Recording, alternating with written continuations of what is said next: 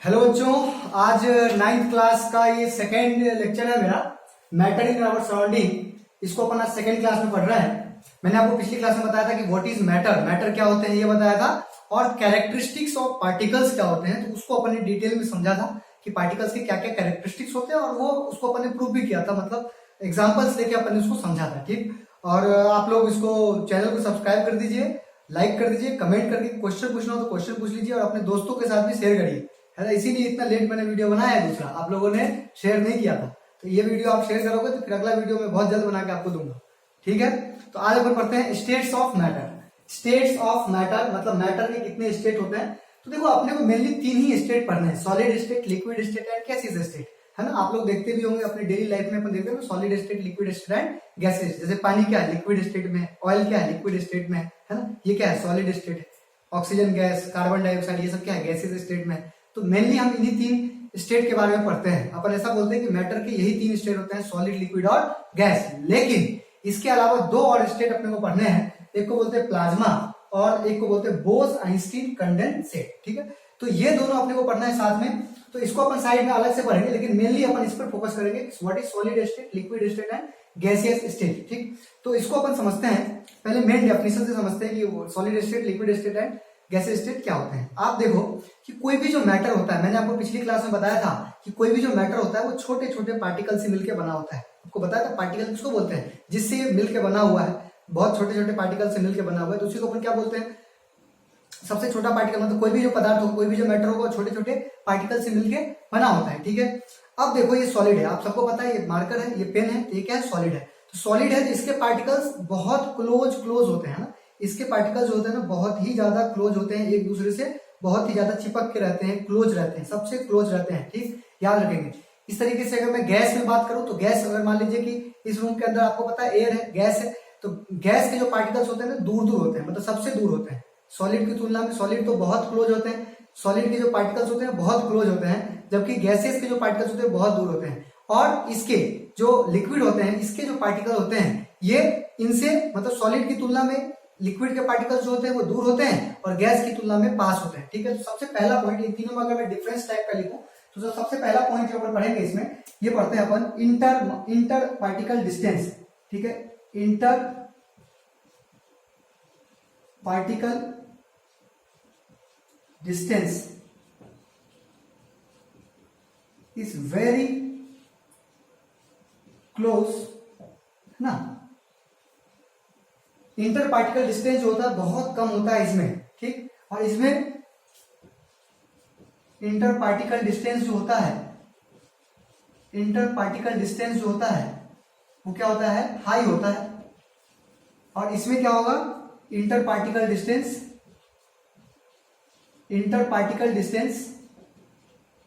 है ना, लिक्विड से, गैस से कम, less then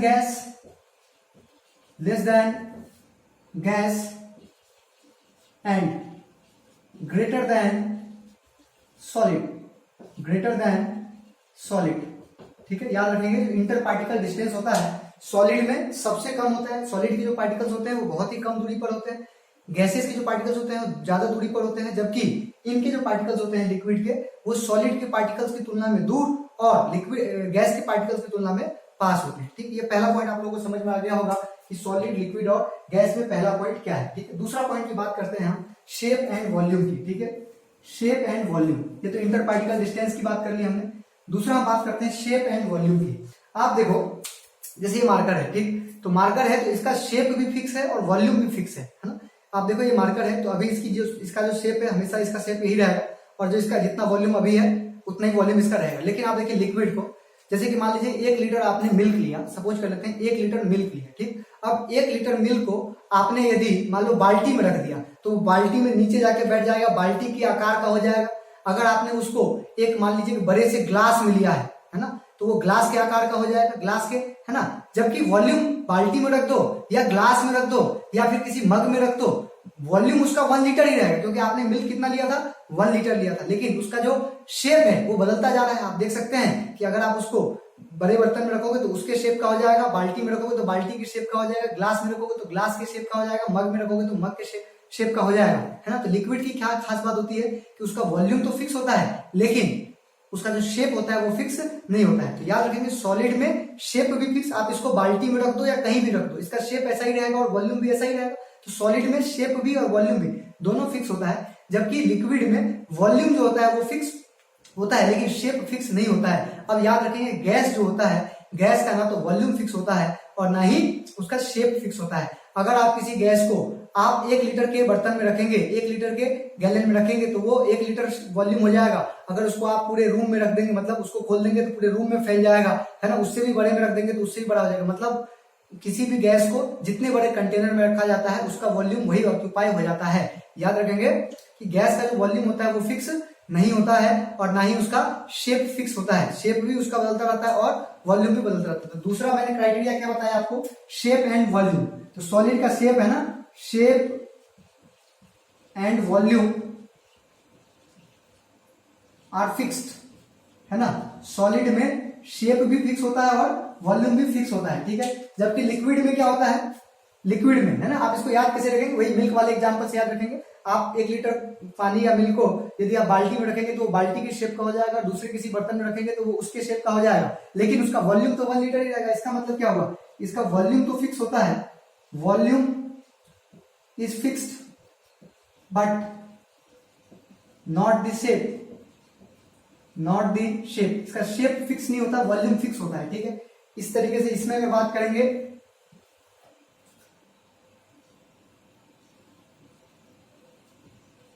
shape and volume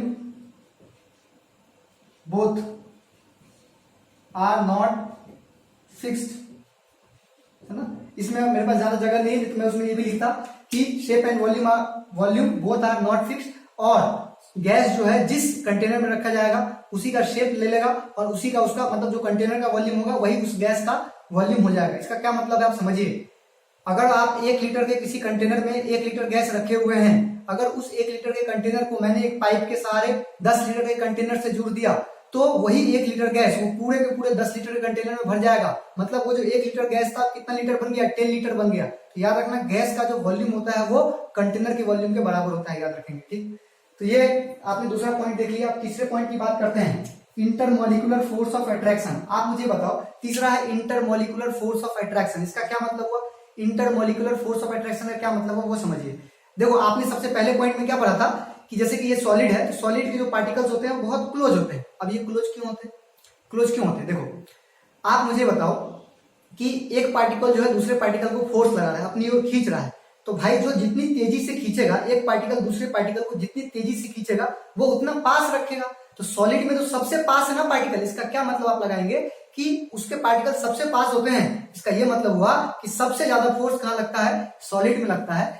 gas में जो होगा इंटरमोलिकुलर फोर्स सबसे कम होगा, जबकि लिक्विड में इन दोनों के बीच में होगा। आप समझ गए होंगे, पहले पॉइंट से ये थर्ड पॉइंट रिलेट कर रहा है। पहले पॉइंट में आपने क्या पढ़ा था, पहले पॉइंट में आपने पढ़ा था कि जो सॉलिड के पार्टिकल्स होते हैं बहुत पास पास होते हैं, इंटरमोलिकुलर डिस्टेंस जो होता है बहुत कम होता है।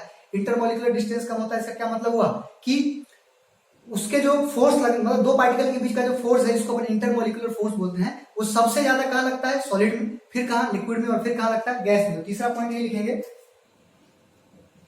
इंटर मॉलिक्यूलर या इंटर पार्टिकल, है ना, इंटर पार्टिकल लिख लो, inter particle force is largest in solids. जो इंटर पार्टिकल फोर्स होते हैं, है ना, सबसे ज्यादा किसमें होते हैं, सॉलिड में होते हैं, है ना। इंटर पार्टिकल फोर्स, इंटरमॉलिक्यूलर भी बोल सकते हैं, इंटर पार्टिकल भी बोल सकते हैं। इंटर पार्टिकुलर, है ना, inter particle force is lowest in gases. और इसमें क्या लिखेंगे, inter particle forces, inter particle forces are between solids and liquids, है ना, सॉरी, सॉलिड्स एंड गैसेस। मतलब जो ये गैस लिक्विड के अंदर जो इंटर पार्टिकल फोर्सेस होते हैं वो सॉलिड की तुलना में कम होते हैं और गैसेस की तुलना में ज्यादा होते हैं। देखो गैस में गैस के जो इंटर पार्टिकल फोर्स होते हैं, एक पार्टिकल दूसरे पार्टिकल को अपनी ओर खींचता तो है लेकिन बहुत कम तेजी से खींचता है, बहुत कम फोर्स से खींचता है। अगर ज्यादा फोर्स से खींचता तो वो बहुत पास पास आ जाता तो वो फिर सॉलिड नहीं हो जाएगा, है ना। इसीलिए इसमें बोलेंगे गैस में क्या बोलेंगे कि इंटर पार्टिकल फोर्स जो होता है सबसे कम होता है गैस में, है ना। सॉलिड में सबसे ज्यादा होता है और जो लिक्विड होता है उनमें इन दोनों के मॉडरेट होता है, इन दोनों के मतलब बिटवीन होता है, ठीक। फोर्थ पॉइंट है पैकिंग। पैकिंग है तो पैकिंग क्या बोलेंगे, देखो सबसे जो क्लोजेस्ट है, ये पॉइंट लिखने वाली नहीं है, ये तो अपने पहले ही पढ़ लिया है कि जो इंटर पार्टिकल डिस्टेंस है, इंटर पार्टिकल डिस्टेंस सबसे कम किसमें होता है, सॉलिड में। इसका मतलब जो सॉलिड होते हैं वो क्लोजली पैक्ड होते हैं, किसके, जो सॉलिड होते हैं वो बहुत ही क्लोजली पैक्ड होते हैं। क्लोजली पैक्ड का क्या मतलब हुआ कि उसके पार्टिकल जो है बहुत ही पास पास है, तो बहुत पास पास तो अपन क्या लिख देंगे, क्लोजली पैक्ड, ठीक। जबकि इसमें क्या लिखेंगे कि इसमें चूंकि इंटर पार्टिकल डिस्टेंस थोड़े दूर होते हैं, इंटर पार्टिकल डिस्टेंस हाई होते हैं, तो ये क्लोजली पैक्ड नहीं होता। जबकि इसमें इन दोनों की तुलना में ये लेस क्लोजली है ना, इससे लेस क्लोजली और इससे ग्रेटर होता है ना पैकिंग में, ठीक। तो ये पॉइंट था। नेक्स्ट है डेंसिटी। अब डेंसिटी देखिए, डेंसिटी का मतलब आप लोग क्या समझते हैं, डेंसिटी का मतलब क्या समझते हैं, पहले मैं आपको बताता हूँ। डेंसिटी बराबर होता है मास अपॉन वॉल्यूम। चलो फॉर्मूला से आपको समझ में नहीं आएगा, आप ऐसे समझिए कि मान लीजिए कि आपका कोई आपकी क्लास रूम है, जैसे आप जिस स्कूल में पढ़ते थे पहले, तो उसमें कोई क्लास रूम है, ठीक। उसमें 50 बच्चे बैठते हैं, ठीक। अगर उसमें 50 बच्चे बैठते हैं तो अभी सब आराम आराम से बैठे हुए हैं, लेकिन सपोज करो कि उसी रूम में मैंने 4 क्लास के बच्चों को मतलब 200 बच्चों को बैठा दिया, तो 200 बच्चे, दो स्थान तो उतना ही है, मतलब वॉल्यूम तो उतना ही है, लेकिन उसके जो पार्टिकल्स है वो बढ़ गए, मतलब पार्टिकल्स जो है और क्लोज आ गए। पार्टिकल्स क्लोज आ गए तो हम क्या बोलेंगे कि डेंसिटी बढ़ गई। तो आप मुझे बता सकते हैं क्या, सॉलिड में डेंसिटी, लिक्विड में डेंसिटी और गैस में डेंसिटी, सबसे ज्यादा डेंसिटी किसकी होती है? बिल्कुल सही आप है, डेंसिटी सबसे ज्यादा किसमें होगी? सॉलिड में होगी। क्यों होगी? क्योंकि सॉलिड में देखो कम डिस्टेंस में बहुत सारे पार्टिकल्स आ जाते हैं, क्योंकि क्लोज लेस है ना, बहुत ही क्लोज है ना ये, तो बहुत क्लोज पार्टिकल, इनकी डेंसिटी क्या होगी? ज्यादा होगी। फिर इसकी डेंसिटी होगी और फिर सबसे कम डेंसिटी किसकी होगी? इसकी, है ना। इसमें लिखेंगे डेंसिटी इज हाई, इसमें क्या लिखेंगे? Density is less, density is less. इसमें क्या लिखेंगे? Density is between solids and gases. जो डेंसिटी है वो सॉलिड से ज्यादा और सॉलिड से कम और इससे गैस से कम होती है। किसमें? उल्टा बोल दिया। डेंसिटी जो है सबसे ज्यादा किसमें होती है? सॉलिड में होती है। उससे कम किसमें होगी? लिक्विड में होगी। और सबसे कम किसमें होगी? गैस में होगी, ठीक। तो ये सॉलिड हो गया, ठीक। अब देखो गैस जो होता है, आप जैसे देख रहे होंगे, देखते होंगे कि जैसे अगरबत्ती अपन जलाते हैं तो अगरबत्ती का धुआं अपने आप पूरा फैलता रहता है कि नहीं, है ना। तो अपन याद रखेंगे कोई भी जो गैस के पार्टिकल्स होते हैं, गैस के जो पार्टिकल्स होते हैं एक प्रोसेस करते हैं वो डिफ्यूजन, जो कि अपन आगे पढ़ने वाले हैं। अभी आप सिर्फ इतना समझो कि गैस के जो पार्टिकल्स होते हैं डिफ्यूज होते हैं, मतलब उसके जो पार्टिकल्स होते हैं वो एक जगह से दूसरी जगह पर चले जाते हैं, जैसे धुआं जाता है ना उसी तरीके से, तो उसको अपन बोलते हैं डिफ्यूजन।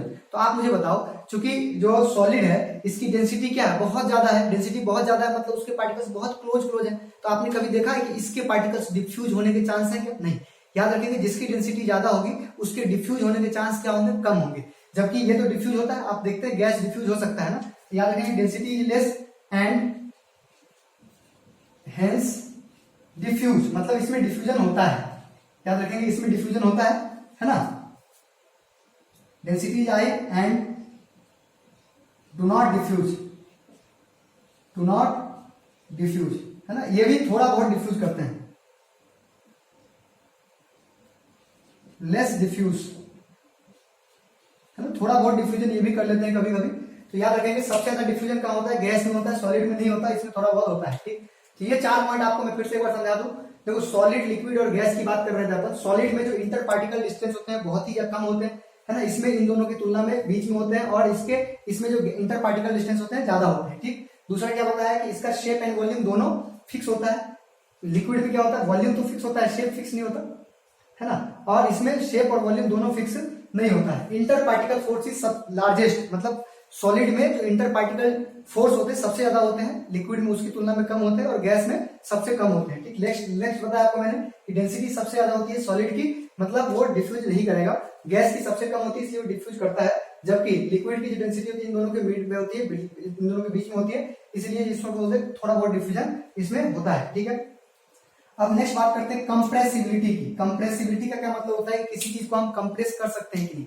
आप मुझे बताओ कंप्रेस का मतलब क्या हुआ वो समझिए। जैसे मान लीजिए कि आपके घरों में तकिया होता है, तकिए के जो अंदर में रुई भरी होती है उसको आप दबाते हैं तो वो दब जाता है कि नहीं, बिल्कुल दब जाता है। लेकिन अगर मान लीजिए कि ये कुर्सी है, टेबल है, उसको आप दबा के देखो दबता है क्या, नहीं दबता है। इसका क्या मतलब हुआ, इसका ये मतलब हुआ कि जो रुई होता है तो रुई के बीच में, मतलब रुई के जो पार्टिकल्स होंगे उनके पार्टिकल्स के बीच में थोड़ा बहुत गैप होता है, तो गैप होता है तो उसके दबने की चांसेस ज्यादा है। जबकि ये मार्कर है, इसको दबाएंगे तो ये क्यों नहीं दब रहा है, क्योंकि इसके जो पार्टिकल्स हैं ऑलरेडी पहले से पैक्ड है। ऑलरेडी पहले से पैक्ड है का क्या मतलब हो, इसके पार्टिकल्स जो है, इनके पार्टिकल्स के बीच में ज्यादा गैप नहीं है, इसीलिए ये नहीं दब रहे हैं। इसका क्या मतलब हुआ कि जिनके मतलब गैस में, गैस के जो पार्टिकल्स होते हैं थोड़े दूर दूर होते हैं, अगर थोड़े दूर दूर होते हैं तो दो गैस के दो पार्टिकल्स के बीच में गैप थोड़ा ज्यादा होता है सॉलिड और लिक्विड की तुलना में। इसका मतलब गैस की जो कंप्रेसिबिलिटी होती है वो ज्यादा होती है।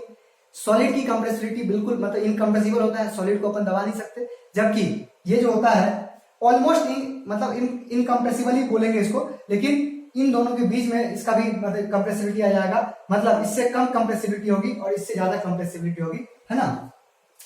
तो यहां पर लिख देंगे इनकम्प्रेसिबल, है ना। सॉलिड जो होते हैं वो इनकम्प्रेसिबल होते हैं, लिक्विड जो होते हैं वो गैस जो होते हैं वो कंप्रेसिबल होते हैं,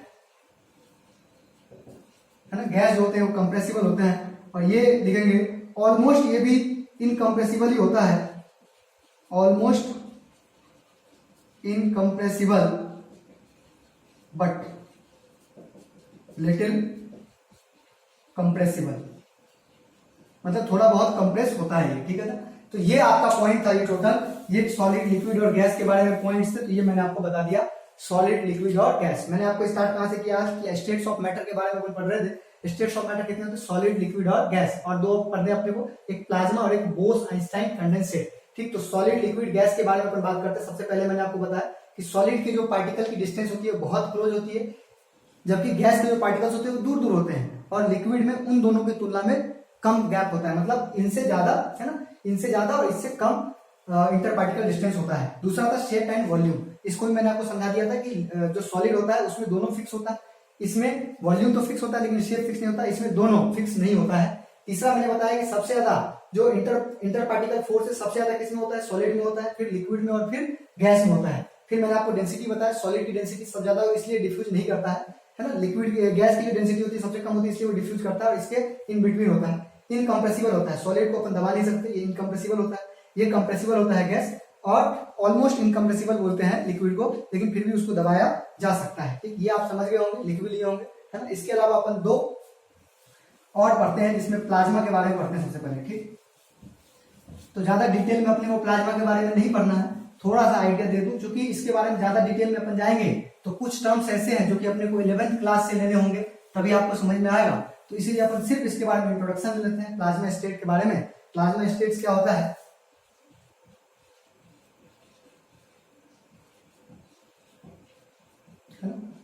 it is fourth state of matter,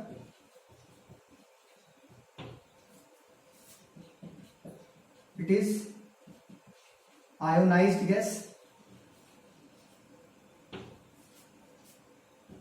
containing positive ions and electrons। याद रखेंगे प्लाज्मा जो होता है वो फोर्थ स्टेट ऑफ मैटर है, जिसमें देखो आप ऐसे समझो, है ना, थोड़ा सा मैं समझाने की कोशिश कर रहा हूं, आप इसको समझिए। आप ये तो समझ रहे हैं जैसे कि आप आइस है, आइस को आप गर्म करेंगे तो धीरे धीरे पिघलना शुरू हो जाएगा और पानी बन जाएगा। इसका क्या मतलब हुआ कि जब हम सॉलिड को गर्म करना स्टार्ट करते हैं तो कुछ देर के बाद वो लिक्विड बनना स्टार्ट हो जाता है। जब अपन लिक्विड को गर्म करना स्टार्ट करते हैं तो कुछ देर तक गर्म होते होते होते कुछ देर के बाद ऐसी कंडीशन आएगा जब उसकी बॉइलिंग पॉइंट पर बन जाती है। ये सब अपन देखेंगे बॉइलिंग पॉइंट क्या होता है। अभी आप सिर्फ इतना समझिए कि सॉलिड को गर्म करते हैं तो लिक्विड बनता है, लिक्विड को गर्म करते हैं तो गैस बनता है, ठीक।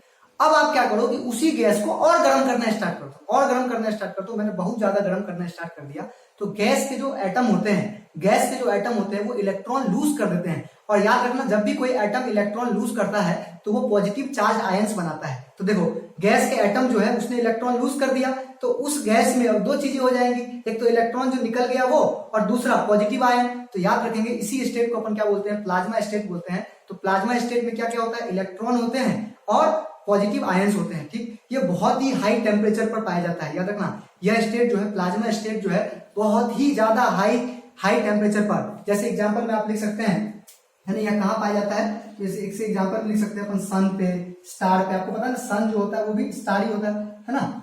और इसी तरीके से लाइटनिंग जो होता है उस फेनोमेनन है लाइटनिंग में, है ना। तो ये सारे एग्जांपल हैं, है ना, एक्सेट्रा।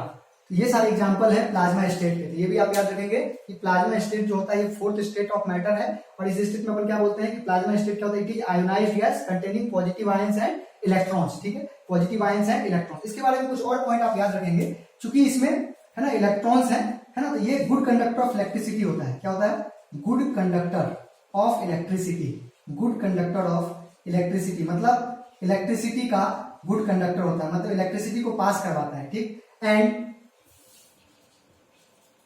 डिफ्लेक्टेड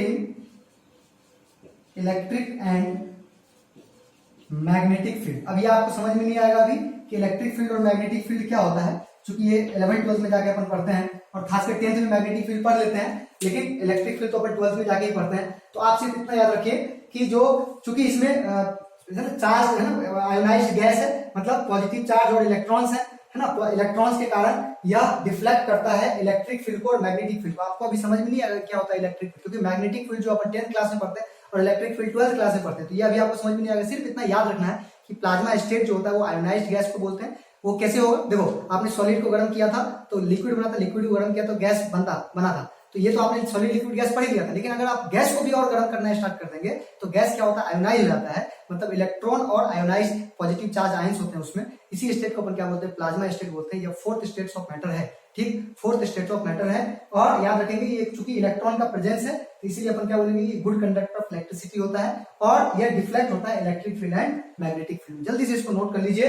और फिर अपन आगे बढ़ेंगे। सबसे लास्ट 5वां स्टेट, इसका नाम है बोस आइंस्टाइन कंडेंसेट। जल्दी से इसको नोट करिए।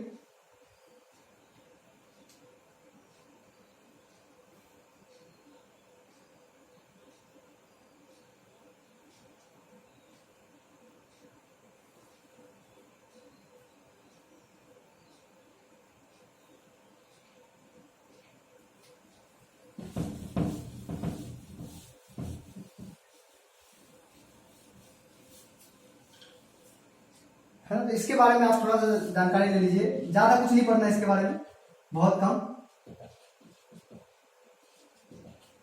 बोस आइंस्टाइन कंडेंसेट, है ना। तो सबसे पहले मैं आपको बताऊं कि ये कंडेंसेट क्या होता है। आप ऐसे समझिए, जैसे आपने देखा था कि सॉलिड को गर्म करते हैं तो लिक्विड, और लिक्विड को गर्म करते हैं तो गैस, और गैस को गर्म करते हैं तो ये देखा आपने प्लाज्मा। उसी तरीके से उल्टा, गैस को आप ठंडा करेंगे तो लिक्विड, लिक्विड को आप ठंडा करेंगे तो सॉलिड, और सॉलिड को और ठंडा करेंगे, सॉलिड को और ठंडा करेंगे तो और ठंडा करते करते करते करते वह कौन से स्टेट में आ जाता है, बोस आइंस्टाइन स्टेट। तो ये फिफ्थ स्टेट ऑफ मैटर, सबसे पहले मैं यहां लिख दूं, it is fifth state of matter, है ना, fifth state of matter found at very low temperature, very low temperature, approximately 0 kelvin. ये ओके नहीं लिखा हुआ बेटा, 0 केल्विन, है ना। 0 केल्विन को अपन एब्सोल्यूट टेम्परेचर भी बोलते हैं, एब्सोल्यूट टेम्परेचर भी कहते हैं इसको। आप समझिए ध्यान से इसको, ये एब्सोल्यूट जीरो केल्विन, है ना। 0 केल्विन का मतलब क्या होता है याद रखना। आप लोगों ने तो हमेशा जब भी टेम्परेचर की बात करते हैं तो डिग्री सेल्सियस टेम्परेचर, जैसे कि मैं बोलूंगा कि अभी अपने इधर टेम्परेचर कितना है तो आप बोलोगे सर 30 डिग्री सेल्सियस, तो आपको गर्मी का एहसास हो रहा है, 30 डिग्री सेल्सियस, 40 डिग्री सेल्सियस, तो आपको अंदाजा लग जाता है, डिग्री सेल्सियस का अंदाजा लग जाता है। लेकिन मैं आपको बोलूंगा 0 केल्विन, तो आपको चूंकि डिग्री सेल्सियस की ज्यादा बातें समझ में आती है तो इसलिए समझ में। तो याद रखना, कभी भी केल्विन को अगर डिग्री सेल्सियस में बदलना हो तो उसमें से -273 कर देते हैं। ये सारी चीजें अपने को इसी चैप्टर में आगे पढ़नी है। अभी ऐसे बता रहा हूँ कि 0 केल्विन को अगर डिग्री सेल्सियस से बदलना है तो इसको लिख देंगे 0 - 273 डिग्री सेल्सियस, तो बराबर क्या आ जाएगा, -273 डिग्री सेल्सियस। और -273 डिग्री सेल्सियस का मतलब आप थोड़ा समझो। आप मुझे बताओ कि ठंड के दिनों में अपने, मान लो कि भोपाल में या अपने इंडिया में टेम्परेचर जो है जनरली, जैसे कि मान लो कभी -1 चला गया, -2 चला गया, तो कितनी ठंड लगती है अपने को। इसी तरीके से माइनस में और घटाते चले, मतलब घटाते चले जाओ, -1, -2, -3, -4 तो ऐसा करते करते कहाँ चले गए -273 डिग्री से। मतलब इतने में आपको पता होगा कि -55 सियाचिन जैसी जगहों पे पाया जाता है। तो कितनी ज्यादा ठंड होती है वहां पर, मतलब पानी तो होता ही नहीं, उसको गर्म करके लोगों को बर्फ को गर्म करके पीना पड़ता है। तो -270 डिग्री सेल्सियस कितना ठंडा होगा, उतने इतने डिग्री सेल्सियस पर, -273 डिग्री सेल्सियस पर ये स्टेप पॉसिबल है। इसलिए अपन ज्यादा इसके बारे में नहीं पढ़ते।